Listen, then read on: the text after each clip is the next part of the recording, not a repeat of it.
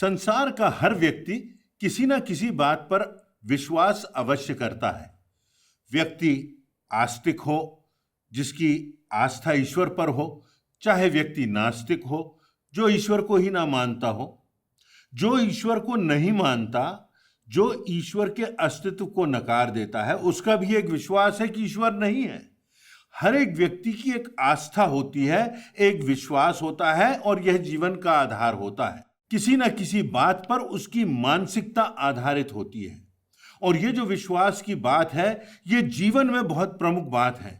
यदि हम परमेश्वर के वचन बाइबल में देखें तो विश्वास की जो व्याख्या की गई है, विश्वास का जो अर्थ बताया गया है, विश्वास का जो प्रभाव बताया गया है, वह हमारे अनंत को प्रभावित कर सकता है। यदि हम बाइबल में देखें तो लिखा हुआ है कि विश्वास बिना उसे अर्थात परमेश्वर को प्रसन्न करना अनहोना है, नामुमकिन है। क्योंकि परमेश्वर के पास आने वाले को विश्वास करना चाहिए कि वह है। तो इसलिए जब हम इस जिंदगी में जीते हैं तो हमको इस बात पर विश्वास होना चाहिए कि जीवन जीवन से प्राप्त हुआ है। कोई जीवन दाता है, कोई सर्वज्ञानी, सर्वव्यापक, सर्व सामर्थी शक्ति है जिसने इस संसार को रचा, जिसने मुझको और आपको रचा, मुझको और आपको जिंदगी दी और आज हमें यहां तक पहुंचाया। तो इस जीवन के आधार पर, हमारे विश्वास की बुनियाद पर हम विचार करेंगे और कुछ बातों को देखेंगे। पहली बात तो यह है कि विश्वास के बिना हम परमेश्वर को प्रसन्न नहीं कर सकते। हमारा विश्वास परमेश्वर पर होना चाहिए।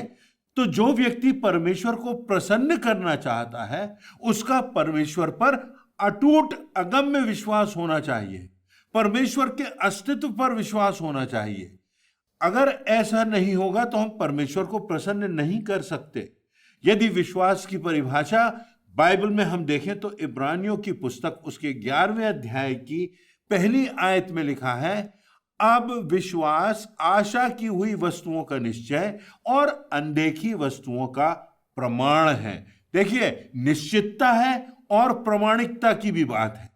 आशा की हुई वस्तुओं का निश्चय, एक ऐसा विश्वास जिसमें निश्चितता है, एक ऐसा विश्वास जो अदृश्य होने के बाद भी प्रमाण जिसमें पाए जाते हैं। इसलिए जो विश्वास की बात है, हमारी जिंदगी के लिए, हमारी जिंदगी में आगे बढ़ने के लिए, हमारे व्यवहार के लिए, हमारे संबंधों के लिए और यहां तक कि हमारे अनंत के लिए, वो बहुत आधारभूत बात है, वो बात बहुत प्रमुख बात है। इसलिए विश्वास की बात को हमें अहमियत देना चाहिए, क्योंकि यह बात हमारे शरीर से जुड़ी हुई है, हमारी आत्मा से जुड़ी हुई है, हमारे उद्धार से जुड़ी हुई है, हमारे वर्तमान से जुड़ी हुई है, हमारे भविष्य से जुड़ी हुई है, हमारी मानसिकता से जुड़ी हुई है, हमारे अनंत से जुड़ी हुई है। और इसलिए यह जीवन का आधार है। यह बहुत प्रमुख विषय है कि आधारभूत बात यह है कि हमें परमेश्वर पर अटूट विश्वास होना चाहिए, क्योंकि उसी से हमारा चिंतन प्रभावित होगा, उसी से हमारे संबंध प्रभावित होंगे और उसी से न सिर्फ मनुष्यों से परंतु परमेश्वर के साथ हमारे संबंध प्रभावित होंगे। यदि हम परमेश्वर पर विश्वास रखते हैं तो हम परमेश्वर को प्रसन्न रखेंगे। हम चाहते हैं कि हम परमेश्वर को प्रसन्न रखें, क्योंकि परमेश्वर यदि हमसे प्रसन्न है तो वो हमारे साथ है, उसकी आशीषें हमारे जीवन में बनी हुई हैं, उसका मार्गदर्शन हमारे जीवन में बना हुआ है, हमारा परिवार आशीषित है। यहां तक वचन में लिखा हुआ है कि इस विश्वास का जो परमेश्वर पर है, पीढ़ियों पर भी असर पड़ता है। तो इसलिए आवश्यक बात यह है कि हमारे जीवन की बुनियाद में यह बात हो कि हम परमेश्वर पर विश्वास रखते हैं। वो परमेश्वर जिसने मुझको और आपको जीवन दिया, वो परमेश्वर जिसने मुझको और आपको रचा। जब हम इस बात पर विश्वास करते हैं तो हम परमेश्वर को प्रसन्न करते हैं। इसी बात से परमेश्वर प्रसन्न होता है, इसी बात से हमारा संबंध परमेश्वर से होता है। दूसरी बात वो यह कि ऐसा विश्वास जो मात्र परंपराओं तक सीमित है, हमारा उद्धार नहीं कर सकता। देखिए, यदि हम मात्र ये सोच लें कि हम परंपराओं का निर्वहन कर रहे हैं, कोई चीज जो हमारे पूर्वजों ने की है या कोई चीज जो हम औपचारिकता पूरी करने के लिए कर रहे हैं, तो इससे हमारा उद्धार नहीं हो सकता, क्योंकि उद्धार की बात हमारी आत्मा से जुड़ी हुई है। और हम विश्वास करते हैं कि हम शरीर से बढ़कर आत्मा है, हम आत्मा है और परमेश्वर ने यह शरीर हमको दिया है। याकूब की पुस्तक उसके 2 अध्याय की 17वीं आयत में लिखा हुआ है, वैसे ही विश्वास भी यदि कर्म सहित ना हो तो अपने स्वभाव में मरा हुआ है। विश्वास में कर्म ही नहीं तो विश्वास में जान ही नहीं, तो विश्वास में आत्मा का फल भी नहीं, विश्वास की गवाही ही नहीं, वो हमारे व्यवहार में दिखाई नहीं दे रहा। तो ऐसा विश्वास कैसे हमारा उद्धार करेगा? केवल धार्मिक स्थलों की यात्रा पर चले जाना, धार्मिक शब्दावली का प्रयोग करते रहना, केवल रीति रिवाजों का निर्वहन करते रहना, औपचारिकताएं समझकर एक धर्म को निभाते रहना, क्योंकि हमारे पूर्वजों ने किया, हमारे आसपास के लोग कर रहे हैं, ये ऐसी मान्यता है। पर उस मान्यता में कोई प्रामाणिकता नहीं है, उस मान्यता में, उस परंपरा में कोई जान नहीं है। वो बात जीवित परमेश्वर से जुड़ी नहीं है, वो बात हमारे और परमेश्वर के संबंधों को मजबूत नहीं कर रही है, हमारे और परमेश्वर के संबंधों को प्रकट नहीं कर रही है।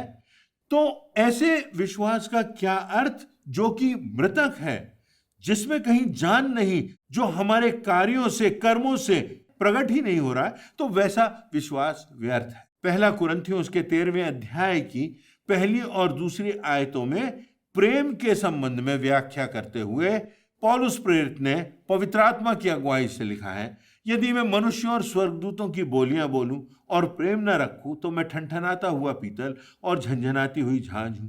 और यदि मैं भविष्यवाणी कर सकूं और सब भेदों और सब प्रकार के ज्ञान को समझूं, और मुझे यहां तक विश्वास हो कि मैं पहाड़ों को हटा दूं, परंतु प्रेम न रखूं तो मैं कुछ भी नहीं। उन दिनों में जो यूनानी लोग थे वो विश्वास करते थे कि इससे पहले कि आप मंदिर में, परमेश्वर के भवन में प्रवेश करें, आपको एक पीतल की झांझ है बाहर जिसको बजाना पड़ता है, जिस पर यह आस्था होती है कि उसको बजाने से, उस पर हथौड़ा मारने से जो परमेश्वर है वो जागृत अवस्था में आ जाता है। नहीं तो वो तथाकथित परमेश्वर सो रहा है। वो पीतल के घंटे को बजाएंगे, उस झांझ को बजाएंगे, तो वो हमारी सुनेगा, तो वो हमारी याचना पर ध्यान देगा। ऐसी बात पर वो लोग विश्वास करते थे, जैसा कि बाइबल में लिखा हुआ है। तो यदि बात यहां लिखी हुई है कि मैं सब कुछ करूं और मेरे विश्वास के परिणाम मेरी जिंदगी में, मेरे विश्वास के परिणाम मेरे प्रेम में नहीं दिखाई दें, तो मैं उस ठनठनाते हुए पीतल और उस झंझनाती हुई झांझ के समान हूं। मात्र परंपरा पूरा कर रहा हूं, मात्र घंटा बजा रहा हूं और सोच रहा हूं कि परमेश्वर को जगा रहा हूं। ऐसे खोखले विश्वास से कुछ हो नहीं सकता। यह चिंतन गलत है। ऐसा विश्वास जो परंपरा बन गया है, जिसमें कोई प्रामाणिकता नहीं, सत्यता नहीं, भावना नहीं, कोई कर्म नहीं, कोई विकास नहीं, कहीं जीवन नहीं, ऐसा विश्वास हमारा उद्धार नहीं कर सकता। ऐसे विश्वास से हमारी आत्मा का उद्धार कैसे हो सकता है? तो हमें इस बात पर गौर करना है, जो कि दूसरी बात है, कि हमारे विश्वास में गवाही होना चाहिए, वो जीवंत होना चाहिए। तब हमारा विश्वास हमारी आत्मा के लिए और हमारे वर्तमान जीवन के लिए परमेश्वर की गवाही का कारण बनेगा। अब इसी बात से, इसी विषय से जुड़ी तीसरी बात, ऐसा विश्वास जो मात्र हमारे ज्ञान तक हो, हमारे दिमाग तक हो, पर हमारे दिल में ना हो, वह विश्वास भी व्यर्थ है। दूसरे शब्दों में, विश्वास हमें करना है परमेश्वर पे तो हम उसको प्रसन्न करेंगे, परंतु यह विश्वास हमें पूरे मन से और पूरे हृदय से, पूरी आत्मा से, पूरे ध्यान से, पूरे ज्ञान से, पूरी भावनाओं से करना है। मात्र बुद्धिमत्ता और ज्ञान की बातें पर्याप्त नहीं है। तर्क वितर्क भी हम कर लें तो भी उससे कुछ नहीं होता। हमारी बातों में बड़ी बड़ी विद्वता की बातें हों, हम काल्पनिक बातें करें, दिव्यता की बातें करें, रहस्यमय बातें करें, कहें कि हम तो परमेश्वर के ज्ञान से परिपूर्ण हैं, हमारे दिमाग में तो ये सब बातें भरी हुई हैं, पर ये बातें, परमेश्वर पर विश्वास की बातें अगर जुबान तक हैं, अगर दिमाग तक हैं, दिल में नहीं है, तो ऐसा विश्वास हमारे जीवन का आधार नहीं हो सकता, हमारे अनंत जीवन का आधार नहीं हो सकता। ऐसा विश्वास निरर्थक है जो मात्र हमारे मस्तिष्क तक है, मात्र हमारे ज्ञान तक सीमित है। हमने बहुत अध्ययन किया हो, हमने बहुत सी किताबें पढ़ी हों, और उन किताबों ने, उन बातों ने, उन पाठशालाओं ने, उन कॉलेजेस ने, उन महाविद्यालयों ने, उन रिसर्च ने हमारे दिमाग को तो प्रभावित किया, पर हमारे दिल में वो बात नहीं आई, हमारी भावनाओं में वो बात नहीं आई, हमारी अंतरात्मा में वो बात नहीं आई कि हम सच्चाई से, समर्पण से, संपूर्णता से, सारे मन से परमेश्वर पर विश्वास रखें। तो ऐसा ज्ञान तक सीमित रहने वाला विश्वास व्यर्थ है। याकूब की पुस्तक उसके दूसरे अध्याय की 19वीं और 20वीं आयत में एक बहुत प्रमुख बात लिखी। वहां लिखा है, तुझे विश्वास है कि एक ही परमेश्वर है, तू अच्छा करता है। दुष्ट आत्मा भी विश्वास रखते और थरथराते हैं। पर हे निकम्मे मनुष्य, क्या तू यह नहीं जानता कि कर्म बिना विश्वास व्यर्थ है? कोई भी व्यक्ति उद्धार से वंचित हो सकता है यदि हमारी जिंदगियों में, हमारे कार्यों में वो विश्वास हमारे दिल में जीवित ना हो, दिखाई ना दे। लूका रचित सुसमाचार उसके 4 अध्याय की 41वीं आयत में हम इस बात को पाते हैं, जहां लिखा हुआ है, और दुष्ट आत्मा चिल्लाती है और यह कहती हुई तो परमेश्वर का पुत्र है, बहुतों में से निकल गई, पर वह उन्हें डांटता और बोलने नहीं देता था, क्योंकि वे जानते थे कि यह मसीह है। तो ऐसा विश्वास जो दुष्ट आत्माएं भी करती हैं, उसका क्या अर्थ हुआ? उनको भी इस बात का ज्ञान है कि यह मसीहा है, यह परमेश्वर का पुत्र है, यह प्रभु यीशु मसीह है, तो उससे क्या होता? उससे कुछ होने वाला नहीं। तो प्रश्न यह है कि हमारा विश्वास कैसा होना चाहिए? हमारा विश्वास जीवित होना चाहिए, हमारा विश्वास संपूर्ण हृदय से होना चाहिए। हमारा विश्वास तब होगा जब हम परमेश्वर के वचनों का अध्ययन करेंगे, जब हम परमेश्वर पर अपना ध्यान लगाएंगे, जब हम प्रश्न करेंगे कि जीवन हमें कहां से मिला, इस सृष्टि की सृजना कैसे हुई। इन सब बातों के उत्तर हमको केवल इस बात में मिलते हैं कि एक सृष्टिकर्ता है, एक सर्वसामर्थी परमेश्वर है जो सर्वज्ञानी और सर्वव्यापक है। वो परमेश्वर हमारे हृदयों में रहता है। वो परमेश्वर अपने वचन में, प्रभु यीशु मसीह के जीवन में अपने आप को प्रकट करता है, और तब उस प्रभु यीशु मसीह के जीवन को देखकर, उसकी शिक्षाओं पर चलकर परमेश्वर का ज्ञान हमको मिलता है, और उस रास्ते पर चलकर हम अनंत जीवन को पाते हैं। याकूब की पुस्तक उसके दूसरे अध्याय की 21वीं और 22वीं आयतों में लिखा है, जब हमारे पिता इब्राहिम ने अपने पुत्र इसहाक को वेदी पर चढ़ाया, तो क्या वह कर्मों से धर्मी ना ठहरा? विश्वास ने उसके कामों के साथ मिलकर प्रभाव डाला, और कर्मों से विश्वास सिद्ध हुआ। मनुष्य केवल विश्वास से ही नहीं, वरन कर्मों से भी धर्मी ठहरता है। विश्वास में अभिव्यक्ति होना चाहिए, विश्वास दृश्य होना चाहिए। मात्र दिमाग में, मात्र शब्दों में, मात्र परंपरा में, मात्र बातों में हम कहें कि हमारा विश्वास है, तो यह विश्वास झूठा होगा। पर सच्चा विश्वास तो वही होगा जब हम उस प्रभु यीशु मसीह के जीवन के द्वारा परमेश्वर के परमेश्वरत्व को देखेंगे, उसकी शिक्षाओं को स्वीकार करेंगे, और तब जानेंगे कि इस प्रभु यीशु मसीह में हमको पापों की क्षमा मिलती है, हमको नई जिंदगी मिलती है, हमारा नया जन्म होता है, हमारी नई राह होती है, जो कि सकरी तो है, कठिनाइयों से भरी है, विषमताओं से भरी है, परीक्षाओं से भरी है, पर उस पर चलते हुए हम जिंदगी के मंजिल पर, अनंत जीवन पर, मृत्यु के पार अनंत धाम में पहुंचेंगे, परमेश्वर के धाम में पहुंचेंगे। हमारी गवाही में यह विश्वास प्रकट हो, हमारे जीवन में यह परमेश्वर का प्रेम दिखाई दे, हमारे जीवन में इस विश्वास की अभिव्यक्ति हो, हमारे जीवन में आत्मा का फल दिखाई दे, जो प्रेम और आनंद और मेल और धीरज और कृपा और भलाई और विश्वास, नम्रता और संयम है, जो हमारी जिंदगी से दूसरों की जिंदगी को प्रकाशित कर सके। एक बात और कि सच्चे विश्वास का स्रोत क्या है, हमारे विश्वास का आधार क्या है, हमारे विश्वास का उद्गम कहाँ है। हमारे विश्वास का आधार, हमारे विश्वास का उद्गम जीवित परमेश्वर है। क्या हमारे विश्वास का आधार जीवनदाता पर है, सृष्टिकर्ता पर है, या अजीवित पर है? क्या हमारा विश्वास उसकी सामर्थ्य पर है, या उस पर है जिसमें जिंदगी ही नहीं? हमारा विश्वास सत्य पर आधारित है, या कथा कहानियां या कल्पनाओं की बातों पर या परंपराओं पर आधारित है? क्या हमारे विश्वास में भविष्य की आशा की निश्चितता है कि नहीं, अनंत जीवन की निश्चितता है कि नहीं, हमें आगे बढ़ने की प्रेरणा और सामर्थ्य है कि नहीं, हमें इस बात की निश्चितता है कि नहीं कि हमारा परमेश्वर जिसे हमने स्वीकार किया है वो हमारे दाहिने हाथ से भी निकट है और परमेश्वर हमारे हृदयों में विराजमान है। हमारी जिंदगी, हमारा शरीर, हमारा हृदय, ये परमेश्वर का मंदिर है। इन्हीं बातों के द्वारा हमारे विश्वास की गवाही होगी, हम विजयी होंगे और हम अनंत धाम की ओर, जो परमेश्वर का धाम है, उस पर पहुंच सकेंगे। और इसी विश्वास की जिंदगी की आधार की बुनियाद पर हम परमेश्वर की योजना को भी पूरा कर सकेंगे।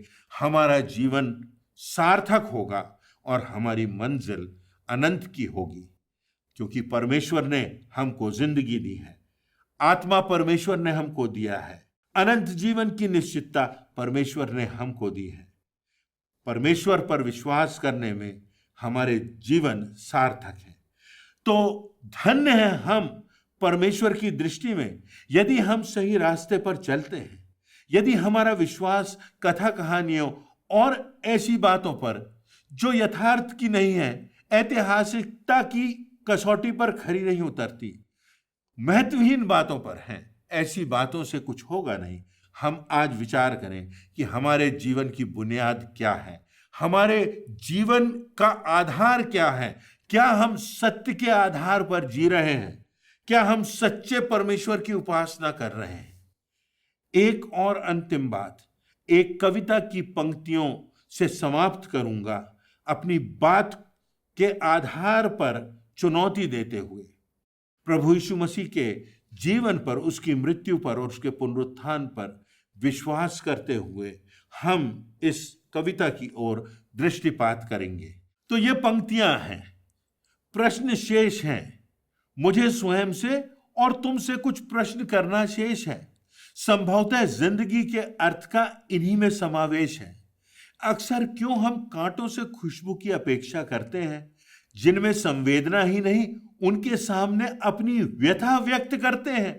जो देख नहीं सकते वो कैसे करेंगे रंगों की बात, जो चल नहीं सकते उनसे क्यों चाहते हैं रास्तों में साथ, जो बेजुबान हैं उनसे कहते हैं गाने को गीत, जिनमें भावनाएं ही नहीं उनसे अपेक्षित है जीवन संगीत।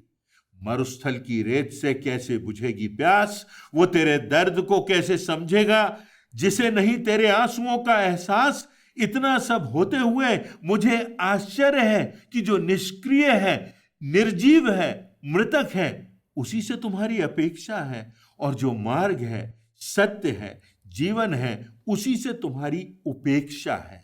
आश्चर्य है कि ये प्रश्न आकर मुझे क्यों सताते हैं और तुम्हारे पास जाकर क्यों नहीं तुम्हें जगाते हैं।